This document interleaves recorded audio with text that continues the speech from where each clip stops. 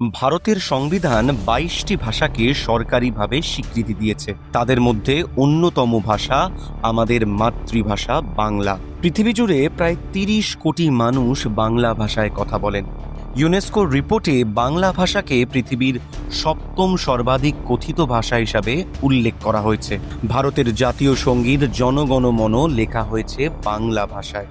তবু বিজেপি দাবি করছে যে বাংলা বলে নাকি কোনো ভাষাই নেই। ভাবা যেতেই পারে এটা তাদের অশিক্ষার পরিচয়, কিন্তু সত্যি কি তাই? গোটা দেশে বিজেপি আজ যেভাবে বাঙালিদের ওপর অত্যাচার চালাচ্ছে, তাতে এটা তাদের অশিক্ষার পরিচয় বলে মনে করার কোনো কারণ নেই। বরং স্পষ্টভাবে এটা বুঝে নেওয়ার রয়েছে যে আপনার মাতৃভাষা যদি বাংলা হয় তবে বিজেপির চোখে আপনি একজন বহিরাগত। আপনি বাঙালি নাকি বিজেপি, সে সিদ্ধান্ত অবশ্য আপনার।